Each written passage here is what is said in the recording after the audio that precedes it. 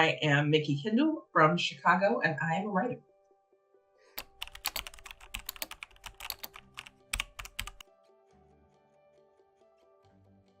What comes out of my realization that even though people talk about the hood as a bad place, anytime I've ever had a problem, I've ever needed my community, the hood has always been there for me, right? And in the book, I related to the fact that when I was talking about having to have an abortion and then being harassed and getting death threats for that conversation, white mainstream feminism was like, well, can you get on the stage and talk about it in public with like a target on your chest? And like my community was like, okay, well, where do you need to be? You need somebody to be with you. You need somebody to have something hot put in them. What do we need to do to take care of you? And so for me, the feminism that I am most comfortable with is in many ways very mundane. It is the lady on the corner that knows all the kids' names. It is the candy lady who, yeah, sure, she's selling candy out of her porch, but also she's asking after everybody's family members. They're going to those school board meetings that none of us want to go to. They're fighting to make sure that they've got safe streets and going to all of those things to protect the community, right? And we tend to think of that as not really being feminist for some bizarre reason, right? Like we tend to center the concept of feminism like, can you be a CEO? Are you changing your last name? All this kind of stuff. But fundamentally, day to day, the work of feminism, the work of protecting women and girls and the communities they live in is down to the women that nobody ever really acknowledges, right? It's down to moms and wives and the mail lady and the woman that runs the corner store and whatever, who is always making sure people are fed, they are safe. She knows every kid's names. She checks in on the people who are shut in and elderly. Maybe she goes to church. Maybe she's just nice. All of that varies. But basically, it is those women that keep us all afloat.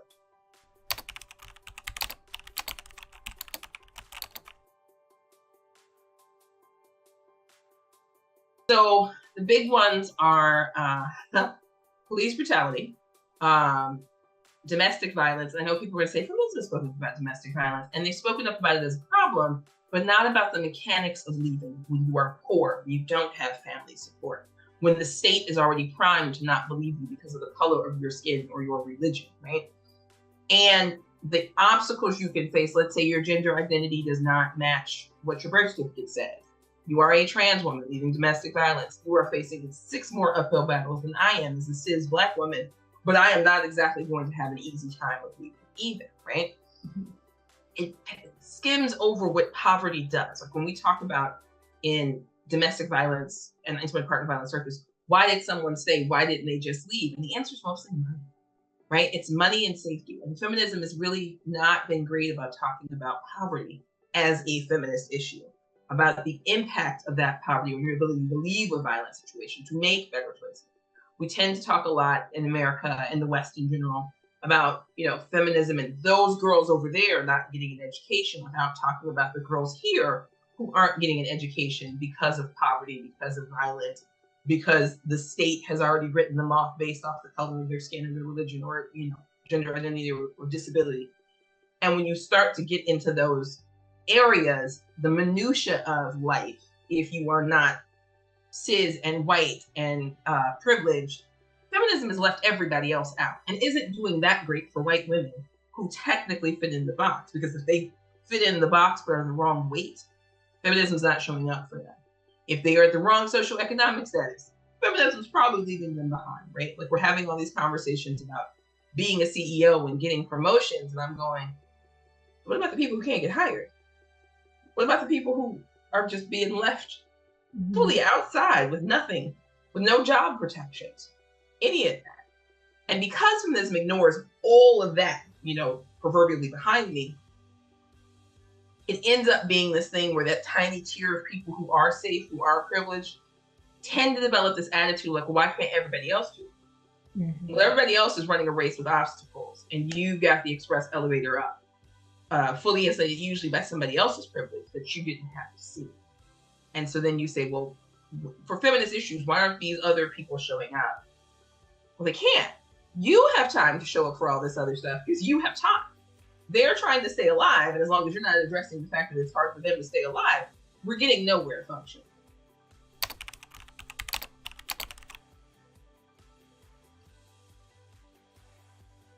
My community's gonna laugh about this, but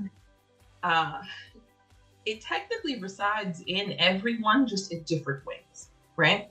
I grew up in a majority Black neighborhood on the south side of Chicago. University of Illinois, University of Chicago, so shifted some things around the way the city functions. But the neighborhood where I grew up, when I grew up, was mixed race, mixed income, but predominantly Black and lower income, okay? So I grew up in this environment where everyone knew you. And you would hear from the old men hanging out playing chess about getting home safe, making sure you were staying in those books, how your grades looking kind of things. At the same time, the lady that delivered our mail knew what grade I was in and if my grades were good or bad. I don't know how, but everybody knew everybody at a certain point, right?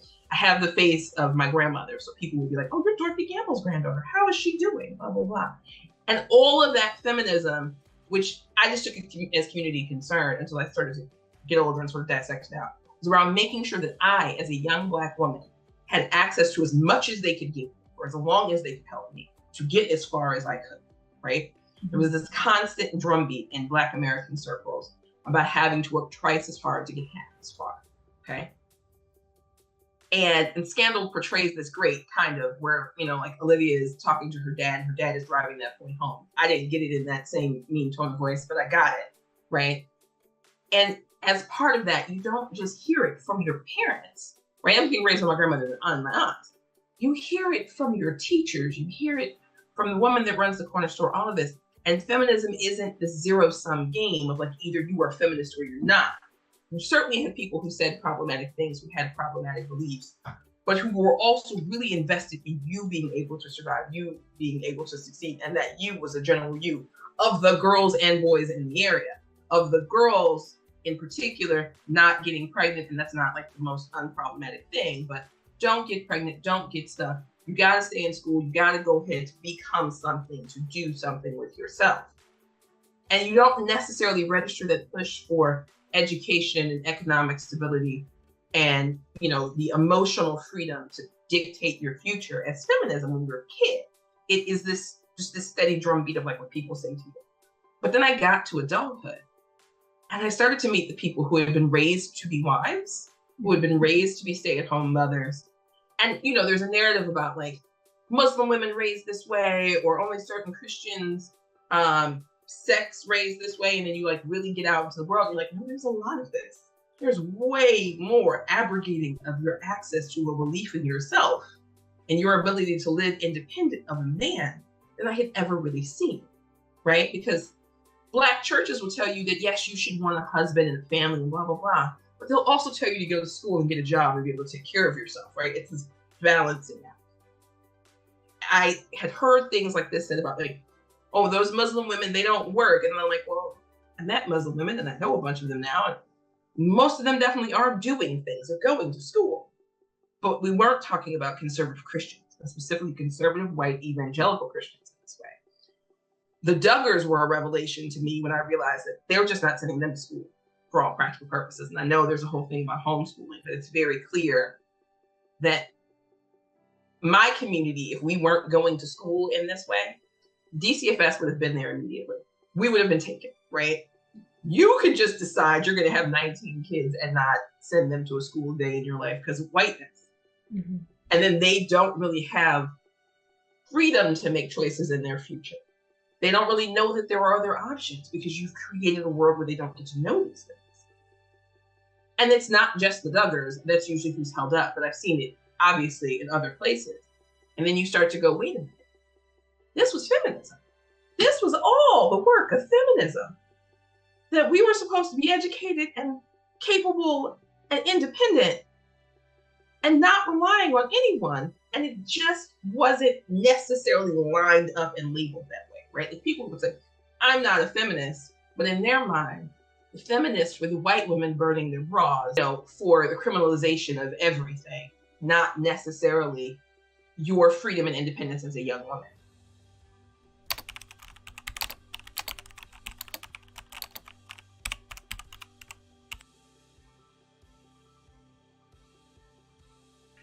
One of the things is that we have to be talking about feminism that actually actually does, not what it does for that narrow line, right? Like I have this conversation with people in my community who are like, well, yeah, the feminism, but, and I have to like go back and forth with them about what they think feminism is versus what it's actually supposed to be.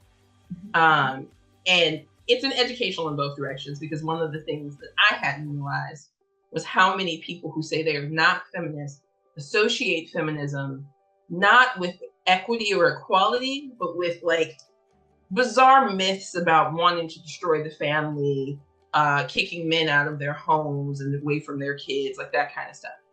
And, you know, kind of digging down to figure out where that comes from. And that's mostly white supremacist rhetoric, but also in the workplace, it requires us to stop framing it as an either or, right? Like, oh, well, you're feminist, and therefore you care about sexual harassment. Actually, regardless of how you identify, you should not be okay with sexual harassment or sexual assault in the workplace. You should not be okay with somebody getting paid less based on gender. Because what has been allowed to happen, because it's been feminism fighting for equal pay for women, men haven't quite picked this up in the same way, but their wages are also thus being suppressed. Sure, you are making more than a woman doing the same job, but then based on race, you were making less than the white man doing the same job. And oh yeah, by the way, if you're not the right kind of white guy, you're never getting to those senior offices. So you're never making the real money. You're always sort of held in this layer where you are the tool used to oppress those below you. And so one of the things I think to debunk it is to make it clear that feminism is about equity and is about the fact that your identity shouldn't be dictating what you're paid, whether or not you can be promoted, if you went to the right schools and all of these things. And no one should be tolerating abuse and harassment in the workplace. Not just abuse and harassment of women. We shouldn't be tolerating abuse and harassment, period.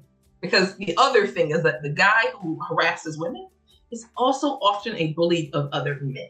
Like nobody likes this guy, but nobody is standing up to this guy except women, probably occasionally. And there are consequences for those women that make it less likely they stand up to that guy. Those consequences are being enacted sometimes by other men in the office, but also often by people who are above this, because the goal is to teach you, worker person, that you have to accept what you're given, right? That you get what you get and you don't get to complain no matter what, because you're lucky to have this job.